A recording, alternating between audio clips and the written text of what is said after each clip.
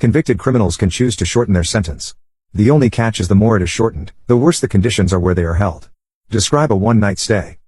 So, another smartass has asked for the express lane treatment, shortening a 25-year life sentence down to a single day. God damn it, I hate doing this to another person. I pause, and shake my head. No, person isn't the right term for a monster like this.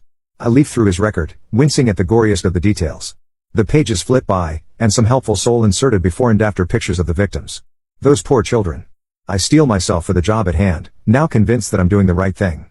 The last set of photos, the ones with the twin sisters and their beautiful smiles. I leave my office, headed to the maximum security wing where we've brought the monster in. The haunting eyes of those kids follow me through the halls, causing me to clench my hands into fists. Remorse has given way to anger, which is giving way to hatred. An awful smile creeps onto my face.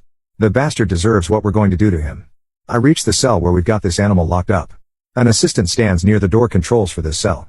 The massive door resembles an old-style bank vault, with some pleasingly thick bolts and tight seals. These doors close so tightly that not even a peep of sound or breath of air gets in or out without our consent. The viewport opens like a porthole on an old ship, and the intercom box looks like the one on my old apartment, save for the armored housing it rests in. I key the microphone, and the filthy creature inside looks up with a twisted grin. Prisoner 53158, can you hear me? The creature's horrible eyes lock onto the small circle of glass I'm looking through. Yeah, I hear you. Due to severe prison overcrowding, we are prepared to offer you an expedited sentence at the cost of reducing your quality of life for the duration of the sentence. The minimum time you can serve is 1 day. Gimme a day, warden. I can take anything you can dish out, and I'll see you tomorrow. I hate the smile that's oozed its way onto his face. Smug piece of shit thinks he can take it, and be right back out there tomorrow. My fists unclench, and my voice calms. I am legally required to inform you that no prisoner has successfully made it through the 24-hour treatment with all their mental faculties intact. Do you still agree to the minimum sentence? He starts to laugh. If I was all there in the head, would I be in this cell? Bring it on, I'll be a free man tomorrow. Your consent has been acknowledged and recorded for our records. I turn to the assistant who's been standing by, waiting for my word. I carefully neglect to release the push-to-talk button on the intercom. Release the gas.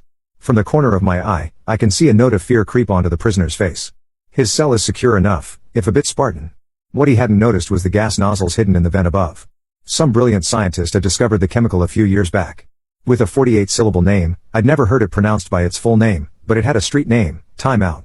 Something in its hideous chemical structure radically alters the brain's perception of time.